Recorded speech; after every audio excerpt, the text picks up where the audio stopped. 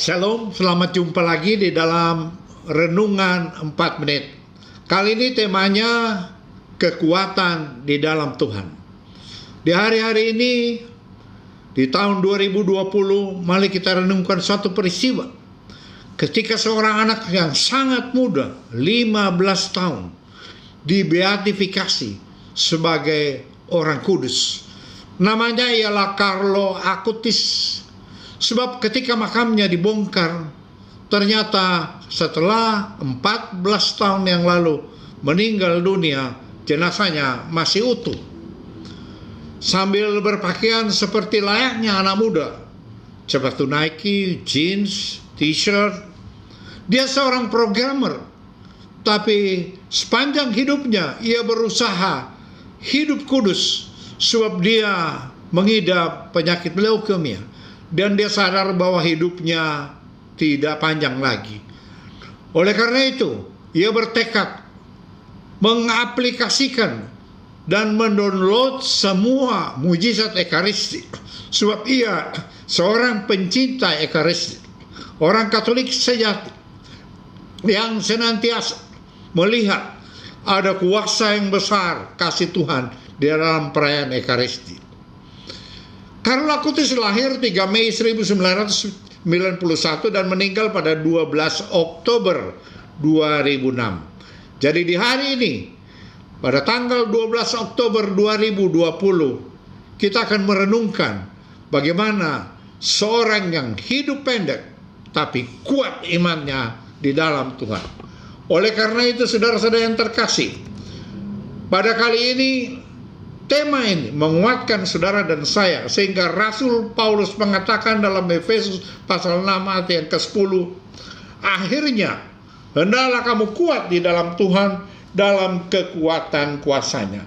Saudara-saudara yang terkasih, pandemi COVID ibarat musuh di udara yang tidak kelihatan, meneror, merontokkan, dan membunuh manusia, mengakibatkan kecemasan, ketakutan, bahkan manusia menjadi tertekan karena kehilangan penghasilan.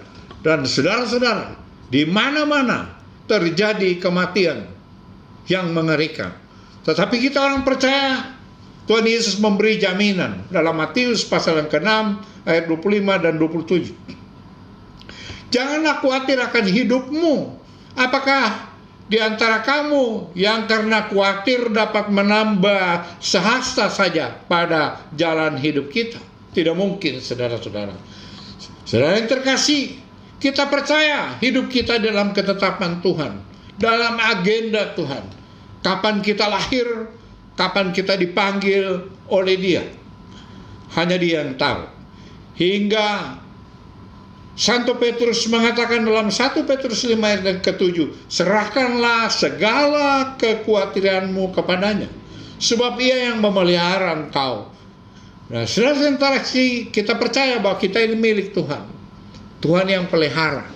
Jadi tidak perlu kita cemas kapan dan apapun yang akan terjadi di masa yang mencekam ini. Tapi marilah sambil berjaga kita hidup saleh. Sebab Tuhan Yesus telah menasihati kita supaya jangan lalai menjaga hidup ini. Sebab hidup dunia ini semakin jahat, tapi kita jangan lalai menjadi jahat. Tapi kita berusaha untuk hidup kudus, sehingga Yesus memberi firman-Nya dalam Lukas pasal 21 ayat 34 sampai 36. Jagalah dirimu supaya hatimu jangan syarat oleh pesta pora dan kemabukan, serta kepentingan duniawi, supaya hari Tuhan jangan datang dengan tiba-tiba jatuh ke atas dirimu seperti suatu jerat. Saudara-saudara, jangan hidup kita menjadi sia-sia karena terjerat oleh dosa. Sebab ini akan menimpa semua penduduk dunia, firman Tuhan katakan.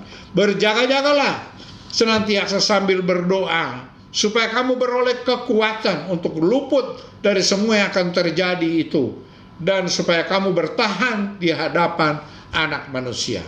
Marilah saudara-saudara yang terkasih, kita hidup saleh supaya kita bertahan sampai saatnya kita dipanggil oleh Tuhan. Kita kuat dalam pengharapan, kita kuat dalam iman pada Yesus. kapan saja. Entah oleh pandemi ini, entah oleh sakit penyakit, entah oleh apa saja.